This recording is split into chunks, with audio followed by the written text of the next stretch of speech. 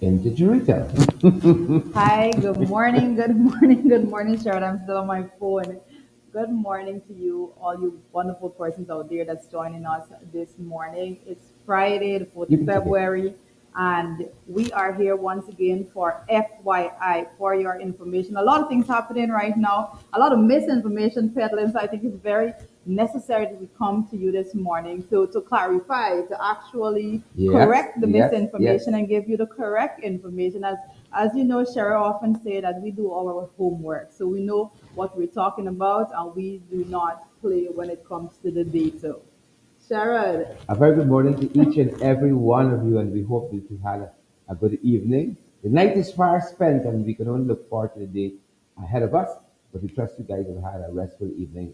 Perhaps some folks are now coming home from work. The whole, some yes, folks are on the night yes, shift. yes. And we know folks are picking us up from around the world. So maybe you're now going home from work, you're now heading to work.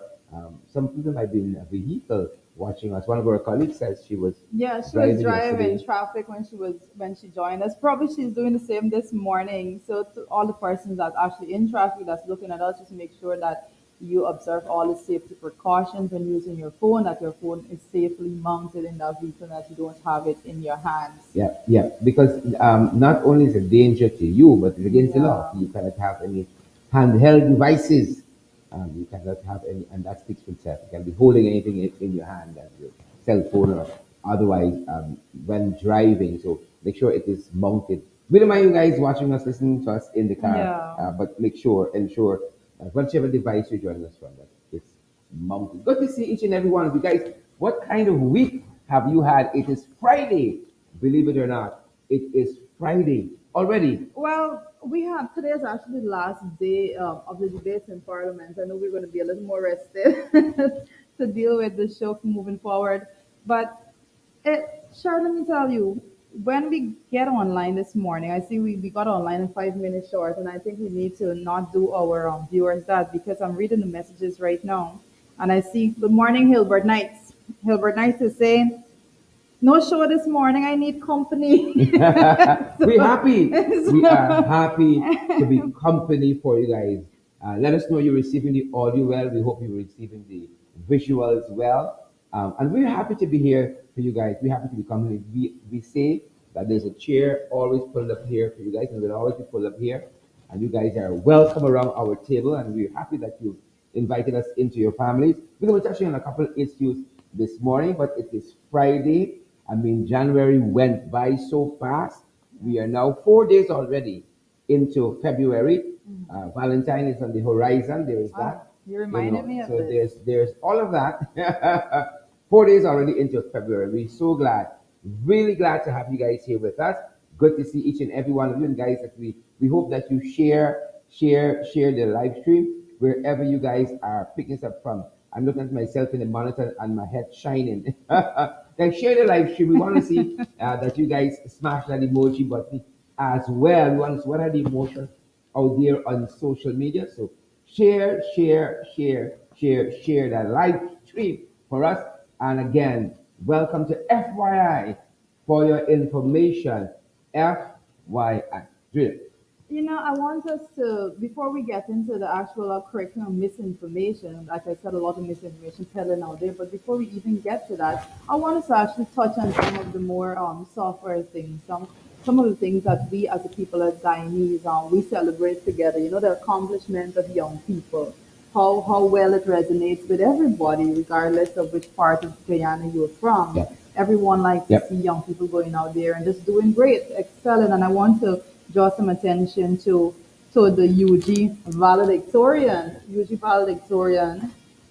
Devendra Kisoon, 27 years old. And according to Devendra, he's from a single parent family and he experienced severe financial hardship to get to where he is right now.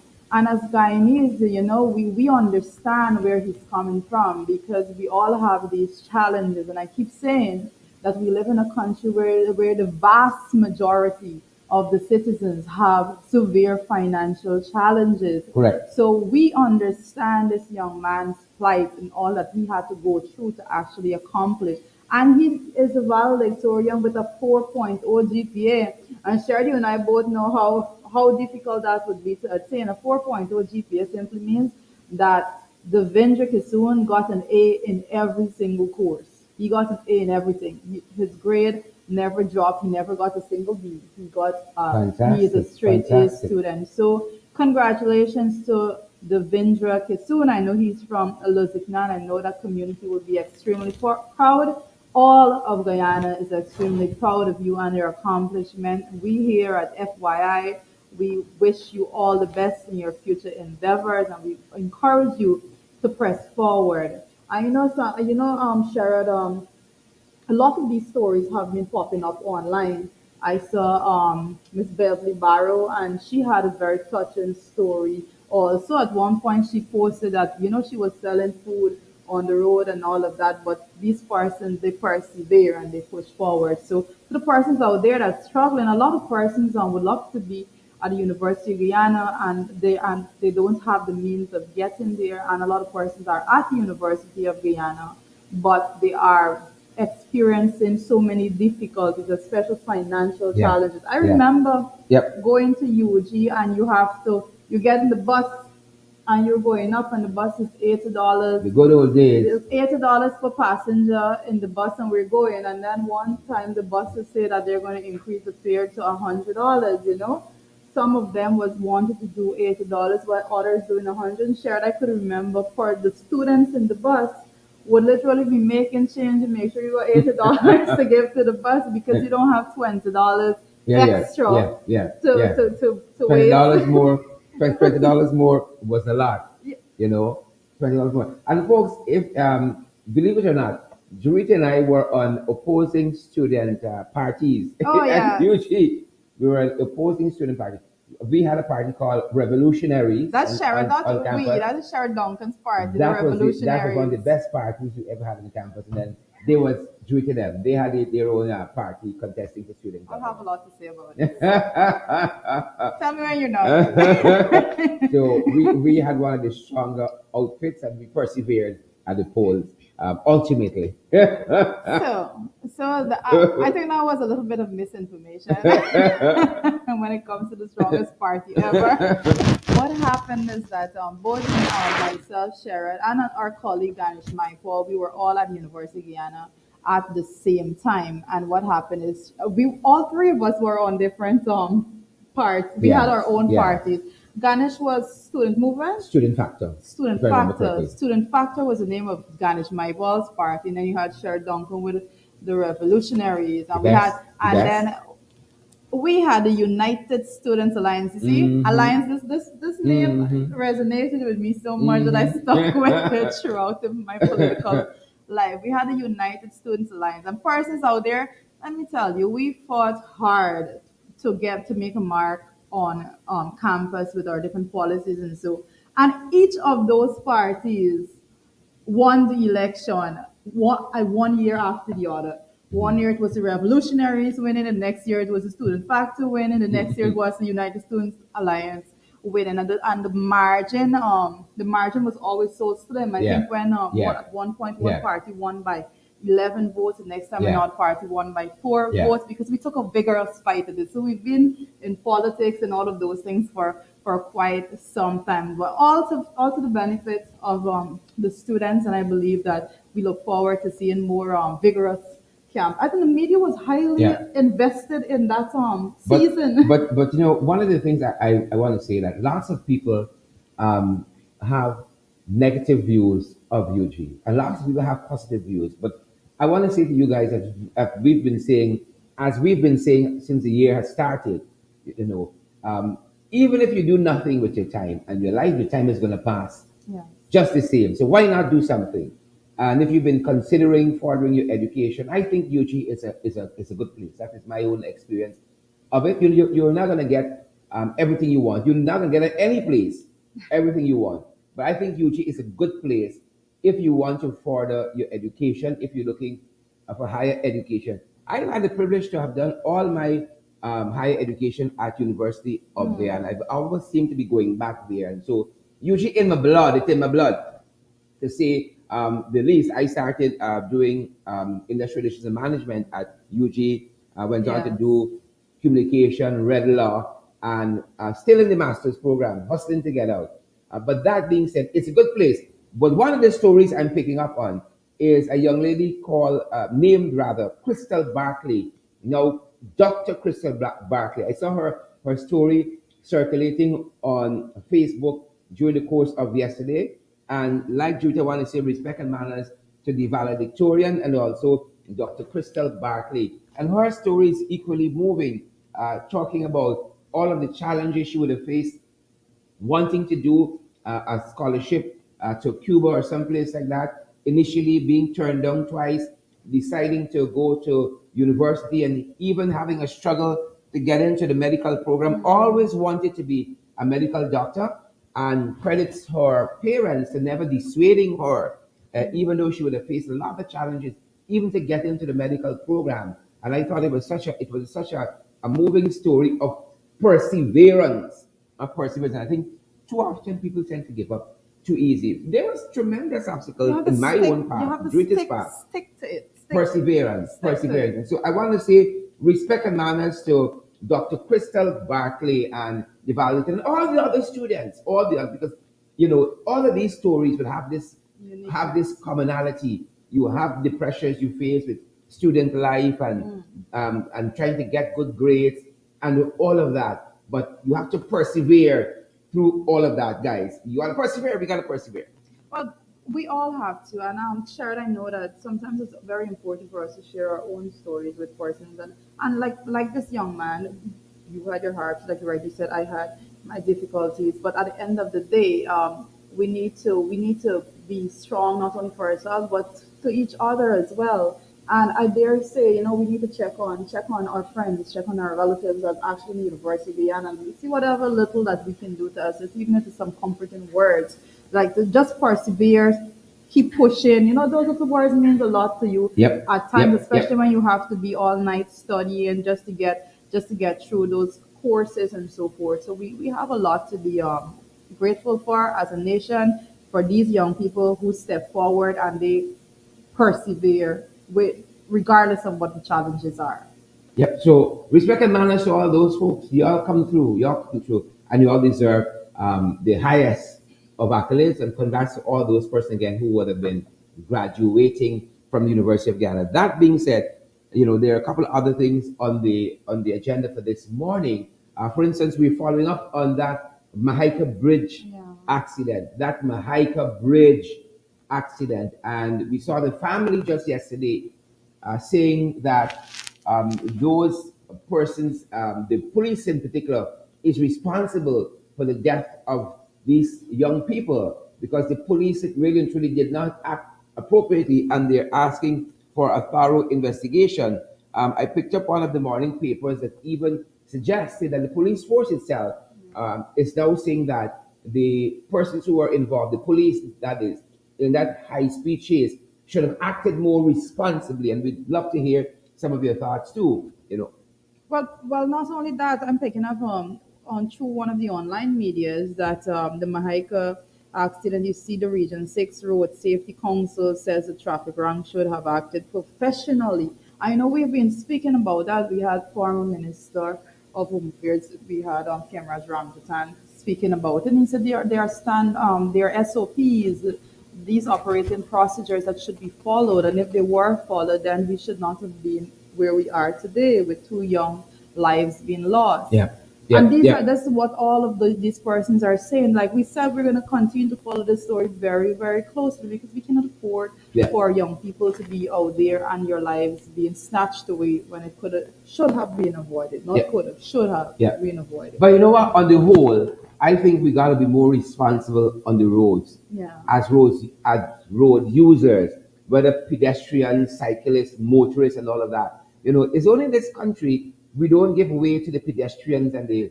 pedal cyclists and so forth, right? They're really and truly, if you study mobility in cities, you would see the pedestrian is at the top of the apex, and the pedestrian is at the apex, and then Right. you have the cyclists, the motorcyclists, and then you have cars and vans and trucks and so forth. But we believe because we're driving, we have the right of way. We have the right, and we have to change that. We got to be considerate. You know what is the hard thing? We saw some of it coming into the studio. Um, School children Waiting to cross the road. waiting to cross the Yep. road, trying to navigate traffic, and nobody is stopping. Nobody is slowing down. We can't be that much of in a hurry, not to slow down, allow children to pass, to allow children to cross the road and to ensure that they cross the road safely. You know? It's a bad culture. Let's be quite honest. It's a horrible culture that we have. We can't continue this culture that we believe that the person behind the wheels that well they are of a different class in society, so they should be treated differently. Persons don't, especially those children on the roadway, if they are not given the highest priority, I dare say that then we're not going anywhere. What does it say about you as a driver if you can't just slow down, stop a little while for a child to cross the road that is going to school? What does it say of you? The majority of persons out there, 98, 99% of them would have Correct, children correct, in the correct. schools themselves, in the school system themselves. No, you do not put that attitude, you do not embed that type of principle into your children that they're going to grow up to continue down this pathway. It's a very terrible thing, and we encourage persons to be very careful. I think the care, consideration, all of these things need to be very much intact as we go out onto the roadways. We are responsible for not only ourselves but for other persons as well. We have a responsibility to safeguard persons that are using the road. When we are on the road driving ourselves, we can't just go out there and do whatever, you know? Yeah, and I just want to be specific with a comment I made concerning the whole road accident. It is the Region 6 Road Safety Council Yeah. who said that the traffic ranks should have acted more professionally. The Region 6 Road Safety Council. And again, spot on, spot on. And we've discussed this here if you've been following this program during the course of the mornings, that even when you're involved in such activities as high speed chase, the law dictates that you have a greater duty of care for other persons using the roadways. And again, I think the largest takeaway is that we all can be a little bit more responsible on the road and more thoughtful of other road users, be more thoughtful of other road users. Well, that's absolutely correct. But as this story, if more as more information come out about this particular case, we are going to be following up. We're going to be bringing you the information. Again, we're not going to pronounce on anything without having credible information. We're looking at the investigation and we're going to see how it goes. But then the investigation, the reports that are coming out is not just from the police, but from other bodies as well. We've been quoting from the Region 6 Road Yeah. Safety Council. These bodies are extremely important, and as they speak out about these matters, we are going to be bringing them to you. Yeah. And that being said, guys, we're so happy that you've tuned in here. You see, hundreds of you, we've lost our monitor here. Hundreds of you are with us. Why don't you take the opportunity to share the program on social media? Circulate it so that other persons might benefit as well. And we love to see your reactions. So give us those emojis, smash that emoji button, as we usually say, and share the program. Hundreds of you have joined our morning program, and we're so grateful that you pulled up a cup of tea, a cup of coffee.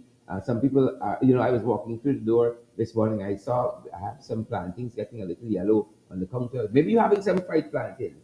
Maybe you're having some whatever, however you guys do breakfast. And we'd love to know that too. We'd love to know what you're having for breakfast and how you do breakfast. And we're so Some privileged to people have would you. not be happy with you and this plantain because a lot of persons can't really afford to have plantains when Well, it's you're about it's having it about it's yellow. about That's 3 pounds not. of plantain we've been stretching out for the last week. They got about 20 county we watching getting yellow, and I was thinking I'm leaving so early.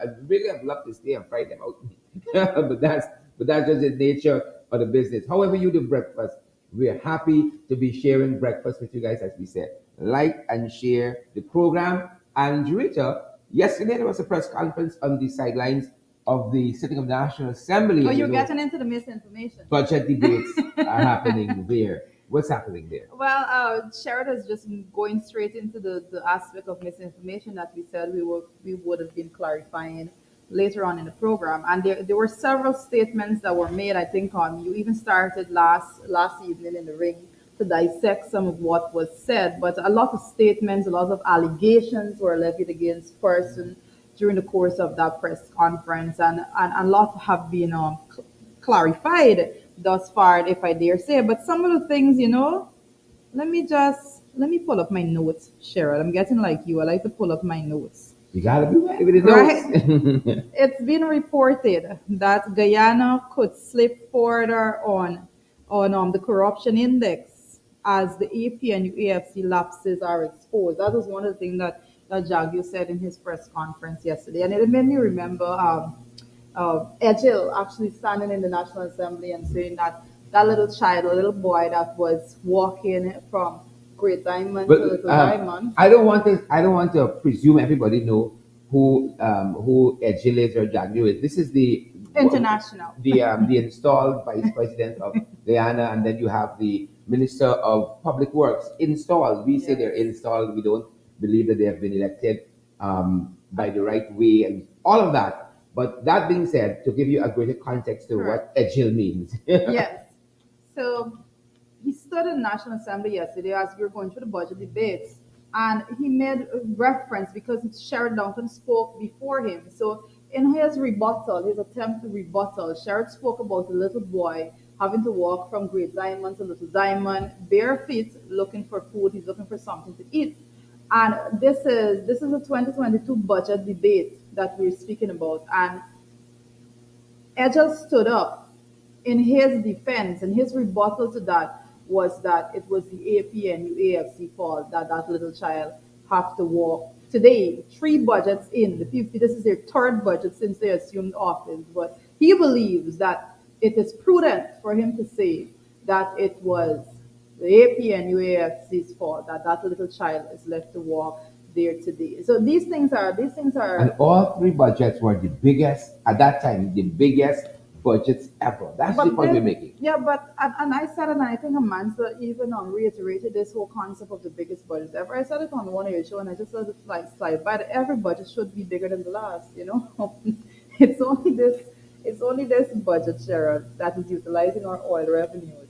Without the oil revenues, it would have been smaller than their actual total spendings, well, not total spendings, all that they came to the National Assembly for in 2021. So it's only the people who have those special skills that they can actually downsize on Yeah. those numbers. Yeah. But every budget should be the biggest budget ever because every budget is supposed to be increasing as the years go by as a country move forward.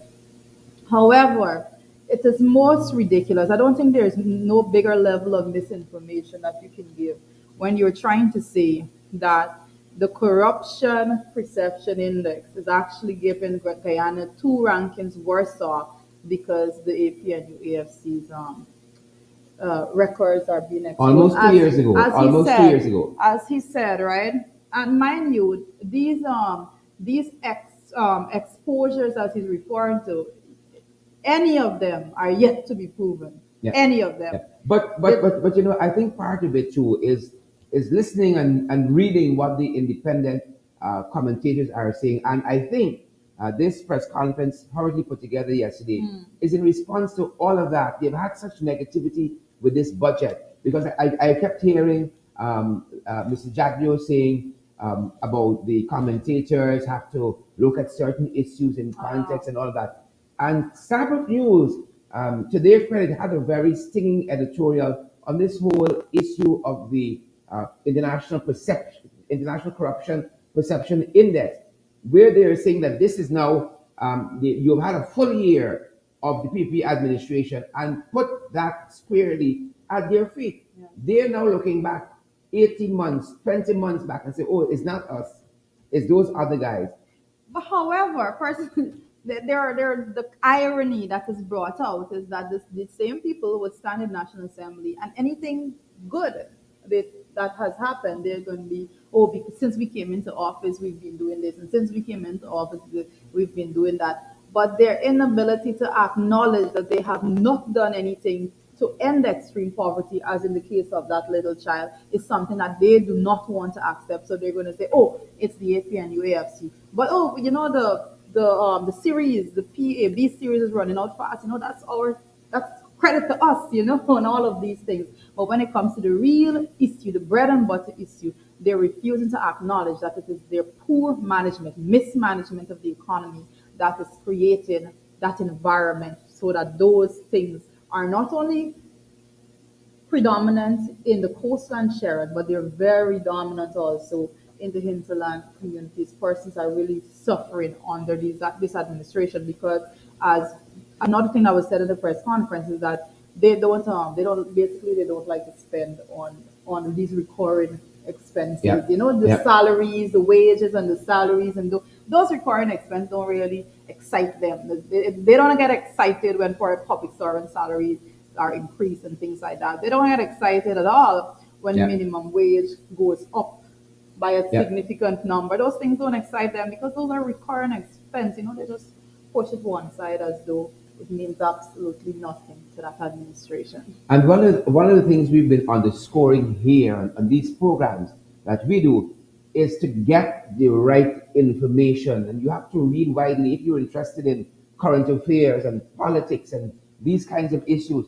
You have to make sure that you are reading widely, because when you hear something like that, you say, "Oh, it's this fella. It might be true," but then you don't hear the other side. You don't read the independent and the more balanced newspapers and so forth. So we've been saying here since the year started, pace and power. We want you guys to be really and truly broaden your thinking. Read widely on these very, very issues and take nothing, even that we see. You can challenge us. Challenge what we see in the comment section. We go back, we take a look at it, challenge what we see as well. One of the other things coming out of this press conference yesterday is I almost said the leader of the opposition, Mr. Jagdio, but Mr. Jagdio said Soon, that soon. Ali will be the who we call the installed president, Irfan Ali, would be willing to meet with the leader of the opposition and leader of the PNCR, Mr. Aubrey Norton, when Aubrey Norton becomes leader of the opposition. The first thing I want to say about that is that it is very ironic that the vice president is pronouncing on what the president will be willing to Yep. do. Yep. This pronouncement is not coming from Irfan Ali. This pronouncement is coming He's from he's the Barajak, spokesman. He's the spokesman. from Bharat Jagview. So that alone Yeah. sends a message. I'm thinking like, what will this meeting be like?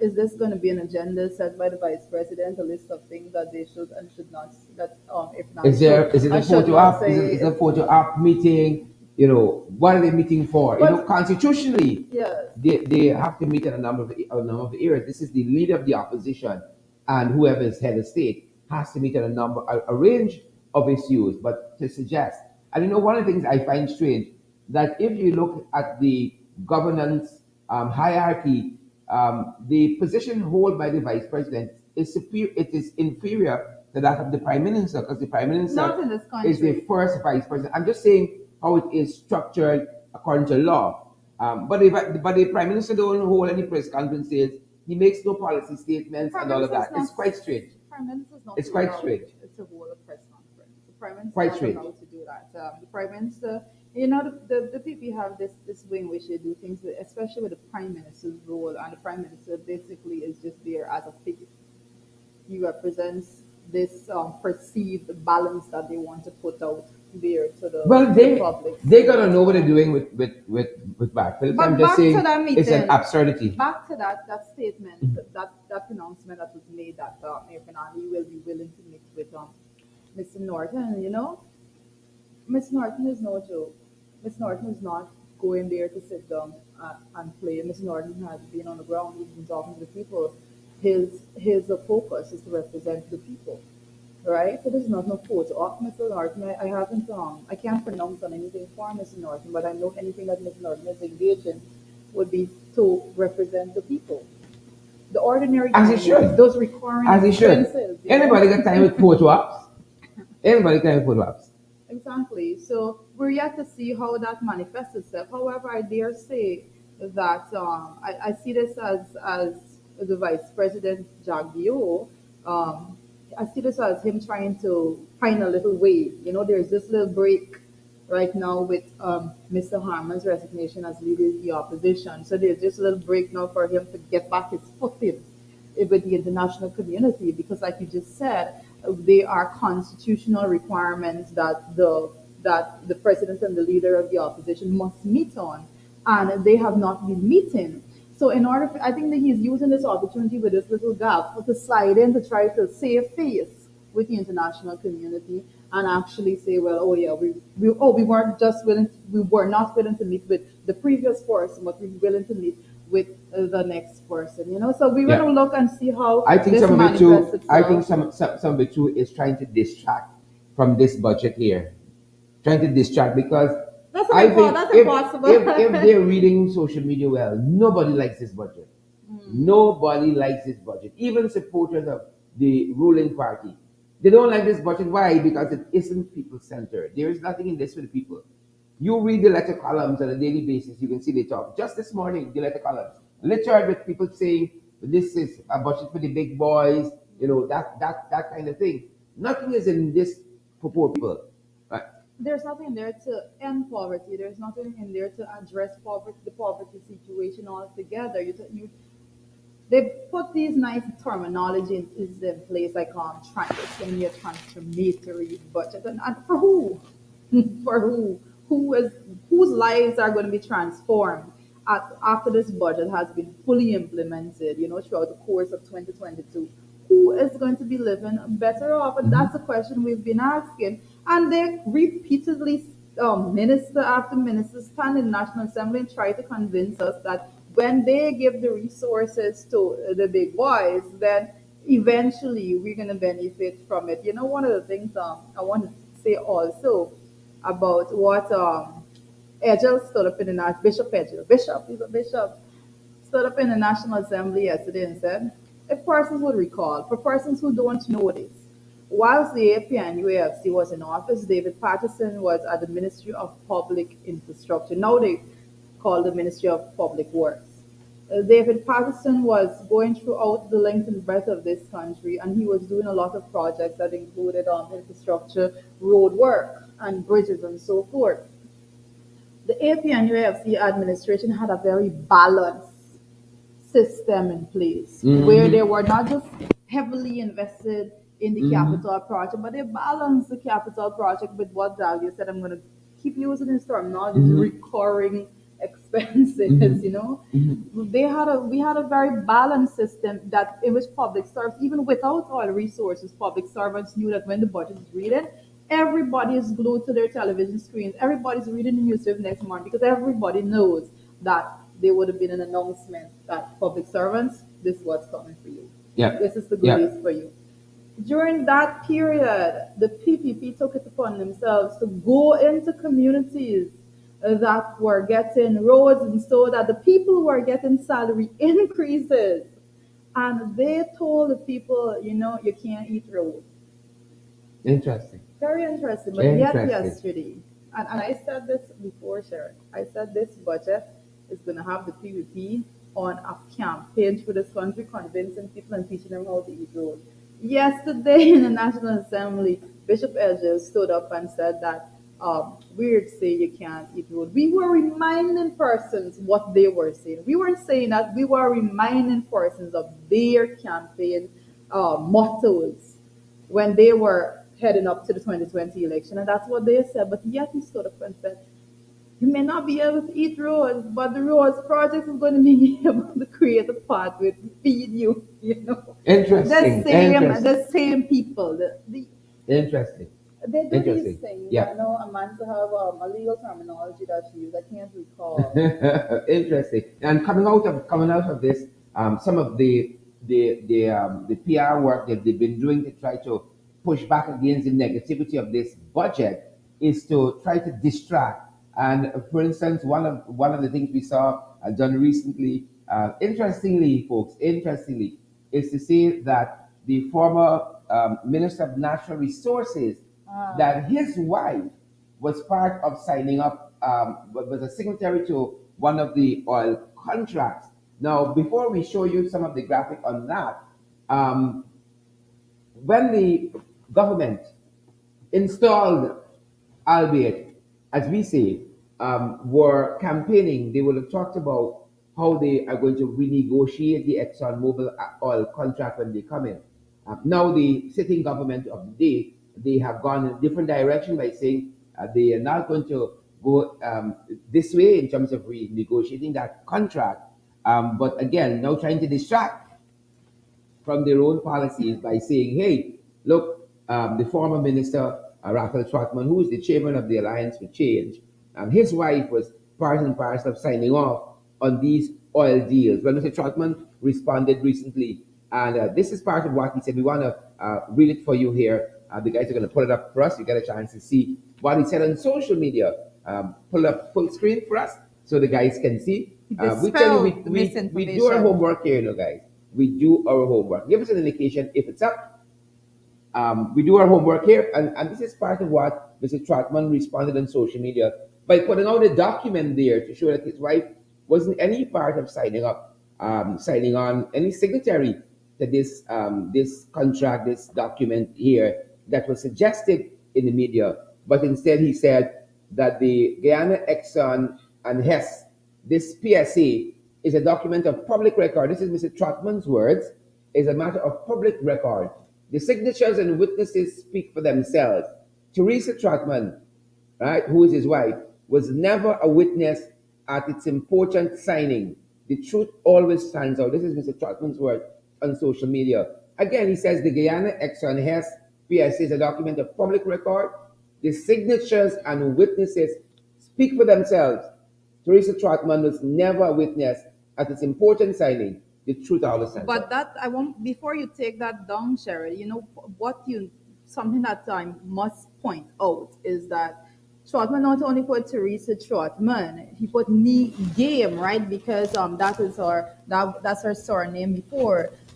So he's just putting that out there very clearly. So you're not going to say, oh, probably before she got the name Trotman, she signed it under another name. He's saying that's her, she's Teresa Trotman now, and before they got married, she was Teresa Game, and he's putting the document out, and he's saying, you check that document, and you check anywhere for Teresa Trotman, or you check anywhere for Teresa Game, and it will not be anywhere there.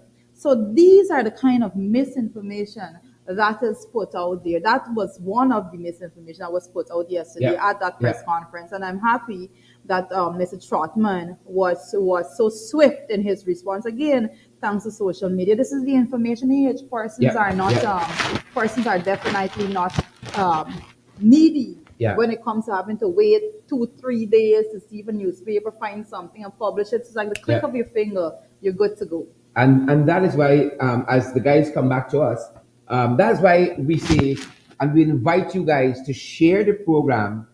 Share, take a second and share so that other people get credible information as well. We do our homework here. We say that to you guys all the time. We do our homework here. And governments will do what governments will do, whether they're installed or otherwise.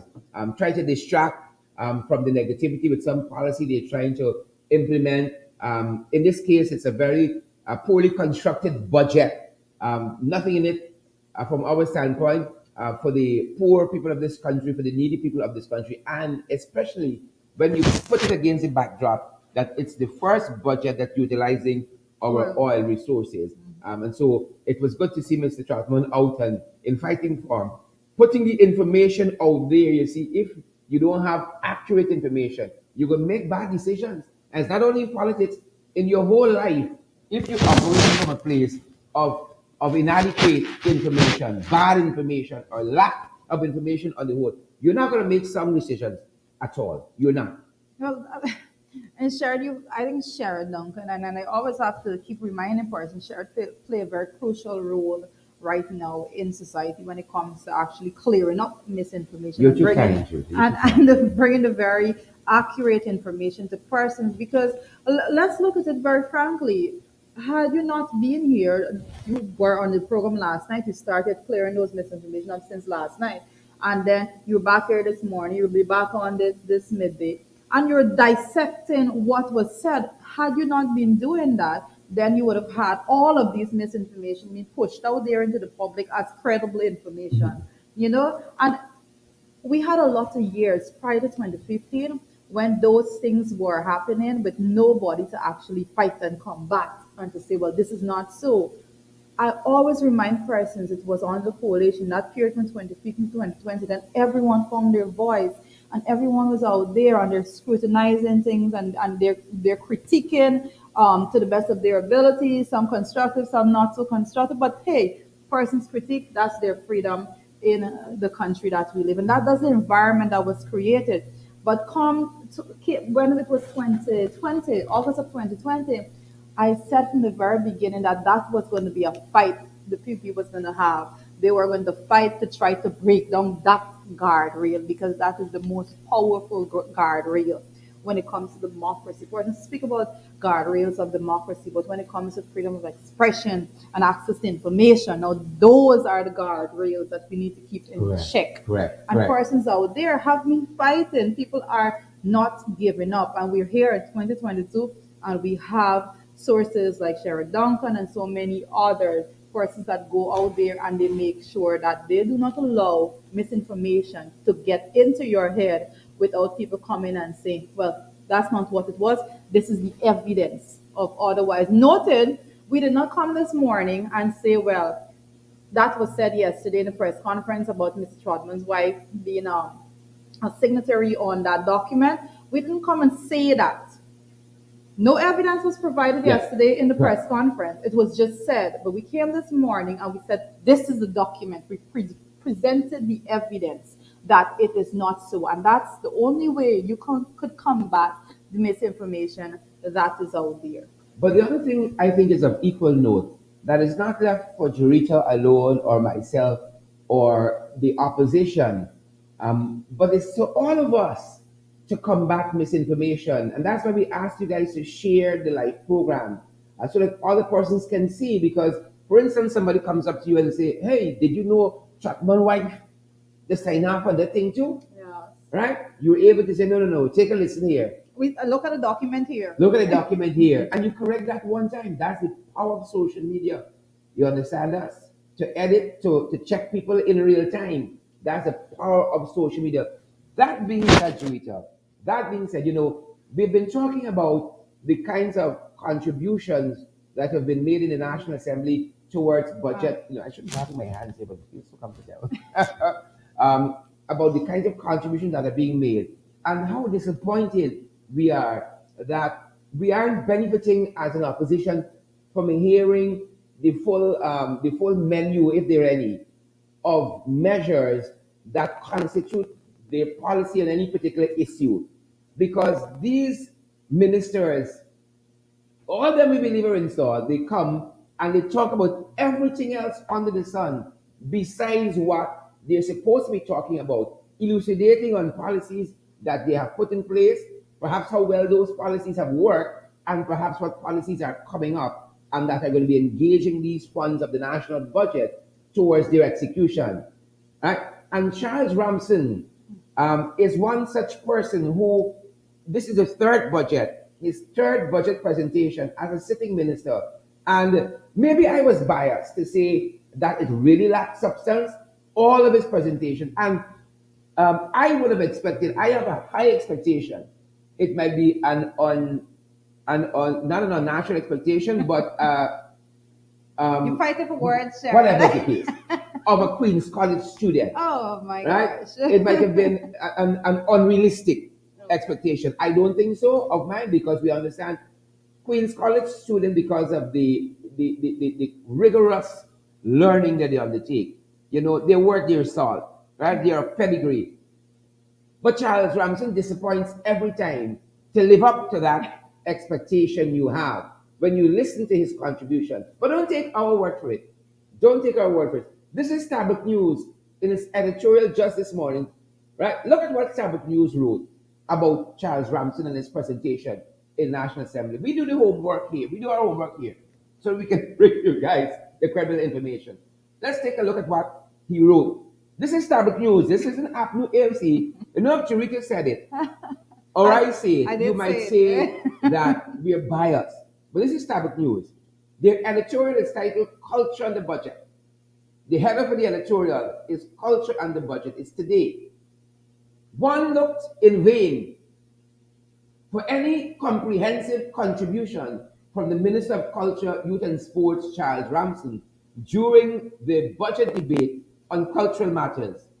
He expounded at length on topics such as the transformative nature of the budget, house slots, and the fact that the PVC would honor every promise made in its manifesto. It might be noted, however, that there was nothing much of substance on the matter of culture in the manifesto. Right? Again, you only need the first couple of words in this really truly to tell you to see the ratings on his contribution in National Assembly. One looked in vain for any comprehensive contribution from the Minister of Culture, Youth and Sports, Charles Ramsden. This is Starbuck News editorial today, folks. Today. The only disappointment that I have, the only disappointment that I have is that I did not take a bet on my pronouncement. I told you that Charles Ramsden is going to go to the National Assembly and he's going to say absolutely nothing about his ministry. And I reminded you prior to his presentation that when Charles Ramsden goes to the House, he's going to utilize his full 30 minutes to speak, and he's going to speak on every other ministry except his own. And in the last 5 minutes rather, he is going to try to bring in something and talk in something about the Ministry of Culture, Youth and Sports. And I'm sorry I didn't take a bet share because I would have been a couple dollars richer, because Charles Ramsden did not disappoint me. Charles Ramsden went there, he delivered exactly what I said he would have gone and delivered. And dare I say, I question whether or not Charles Ramsden went to Queen's College indeed, because I know persons like Ronald Austin Jr. is very proud of those batch, and he's always pointing out, look how many QC persons sitting in the national. I know Ronald's not Check very. that, Ronald. I know Ronald's not very Take proud. that. Take that, Ronald Austin. Right Take now. that. That having been said, we're watching program time and we're coming on so much information still to share with you guys. But as we're talking about contributions that were made in the National Assembly, Juita presented over the last couple of days, and Kaicho News did a whole spread yesterday on your presentation. Yeah, but So thanks, Kaicho News. I would hazard that they saw something substantive there. That's why they did that whole article. I didn't get based an on what editorial like Juita that. said. But I don't want you, Sharon. Don't do this. Don't be unjust to the viewers. Charles Ramsden's presentation. Charles Ramsden presented on, he tried to go into economics, and I dare say Charles Ramsden should just stay in his lane and don't pronounce on things that you don't have absolutely no knowledge about. He was trying to say that their government, no, he was trying to say that their government does not practice trickle down economics. This is not something that the opposition has been saying. The experts have been coming out and they've been lashing the PPP for those policies that's what a policy are. They're trickle down economic policies. Nevertheless, that's one of the things. And then he went on, and I dare say speak about oil and gas. And I was looking and I saw Vikram over there kind of nodding his head and shaking, because everybody know, I don't think Charles wants to be at the Ministry of Culture, Youth and Sports. That's the truth of the matter. But there's that too. There is that too. And as I said, as we run presentations, we also picked up some comments out of Kaicho News, which we on, and this is from their Peeping Tom column, and they drew particular interest again to the contributions in the National Assembly over the past few days, and they pulled out Dr. Nicolette Henry's presentation for some comments. This is what Peeping Tom Kaicho News column said about Nicolette Henry's presentation. Guys, take a look at this. We told you guys we get the information for you. You not go hunting around the place with. We do the hunting for you. This is what Kaicho News said of Nicholas Henry's presentation. Education is in a mess. And one of the better presentations emanated from the opposition shadow Minister of Education. This was a solid presentation which exposed serious shortcomings in the management of the education sector. And it is a presentation which should be taken seriously. Again, if you read slow or if you hear slow, Kaicho News says in his Peeping Tom column The header for the column today is the budget debate has so far been disappointing. I think they've been listening to Charles Thompson too. It has so far been disappointing. Education is in a mess, and one of the better presentations emanated from the opposition, Shadow Minister of Education. This was a solid presentation which exposed serious shortcomings in the management of education sector, and it is a presentation which should be taken seriously. You know, Culture News today. let us be fair. You have to give Jackie's jacket, as we say, and best address. And Dr. Nicolette Henry, she just don't have that DR in front of her name for nothing. She is very, very sound in her reasoning. And I think her management when it comes to education and when she was a minister of education, and feel as you may, say as you may, under her stewardship, we received the best ever results in C-Sec. And she did so many things that impacted the lives of students. And she knows what she's talking about. And sometimes I think we are, as a people, sometimes we don't recognize our own talent. Generally, Dr. Nicolette Henry is an asset to any Correct is organization. right. She's an asset to any organization. And she is recognized as such. International organizations recognize her contribution. They don't care about the politics in Guyana, They care that this woman knows what she's saying and she can bring this value to our organization. And she is well respected in international organizations. Yep, yep. And I think the columnist was absolutely right because, for my part, as I was sitting there listening to Dr. Nicolette Henry in a final presentation in the National Assembly, because she has since stepped down as an MP, I thought, wow. Yeah. But the trouble in this country, let me tell you all this: the trouble in this country, and I've been saying this, is you get a paint of APNU AFC Yeah. and nobody listening to you. I don't do that to my colleagues on the other side. I can say to my colleagues on the other side, you got some good ideas here, right? Once you get paint with APNU AFC, nobody listening to you any longer, right? Nobody's not listening to you any longer, and they won't give you the slightest mileage by saying, "I think this thing here sounds good." We talk about inclusivity. Yeah. We talk about one Guyana. We talk about all hands on deck. Because all hands on deck for photo opportunity is one Guyana wins a photo opportunity. It is not deep and meaningful. And if you're going to move this country forward, all the ideas, you understand? That's what the fight is about. The fight of ideas, right? A fight of policies, a fight of those things, not a physical fight. And the best, the strongest must emerge. But we are yet Now, to see folks that. might say that Pippin Tom is at new AFC.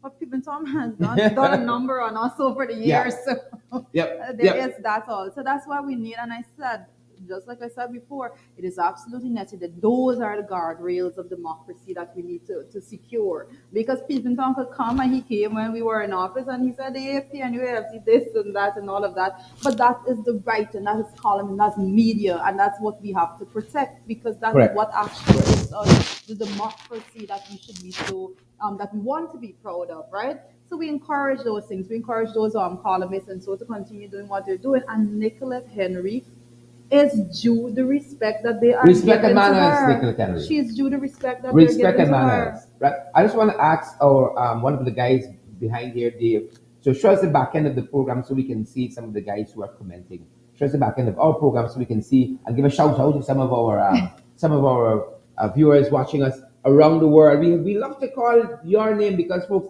you make this program what it is. We are just right on program time here. You guys make this program what it is, and so we love giving you guys a shout out. The names rush by so fast. We try to call them I as can't fast keep as we up. can. I think something's right? wrong with my We try to eyes. call them as fast as we can.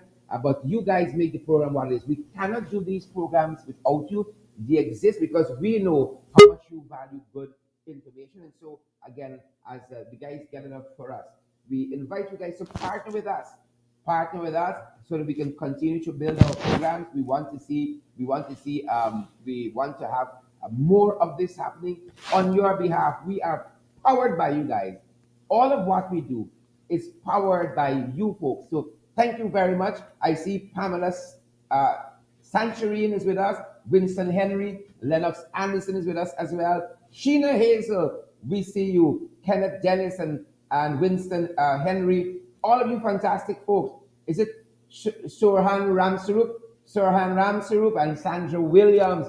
Good to see each and every one of you. We got the Cash App platform, we got Zelle, we got PayPal, we got MMG. We're available via Western Union, via MoneyGram as well. Guys, if you want to know how you can contribute in this way, WhatsApp us to our WhatsApp number, the same number we use for MMG. It's 627-6963, 627-6963. It's been my privilege being here with you, our privilege being It here with has you this been. I'm morning. looking at the screen. I'm trying to pick up some names. Yolanda, I see Sharon Roger Grant, Norris. This is my fourth shout out. Olivia George is here too, and Keith Downing, Howard Musa. Good to see all you great folks. We trust that you've had a good start of your day. It's important to start your day right, It sets the tone for everything else.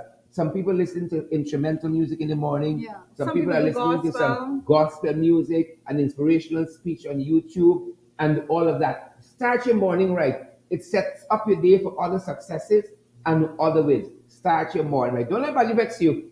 Don't let nobody vex you at all. And It we've gives been, you this mental space also, Sharon, to yep, actually deal with any negativity that may come along the way. yep, Once you have that positive energy, you're better able to go through the day. And we wish you all the best. I know when we come to you in the morning at 8 a.m., we're all smiles. We correct misinformation, we bring you correct information and all of that. But in so doing, we do it on a lighter note. yep, yep. And we hope that we've been able, in some part, to be part of your day starting in the right way. Thanks. Thanks for joining us this morning. That's our program. Andrew Cuthbert, Joylyn Cook, good to see you. Anne Marie Roberts, good to see each and every one of you guys. Have a safe day. We're going to see you guys back for the podcast at 12 below the belt. Thanks for joining us, folks. Thanks for joining.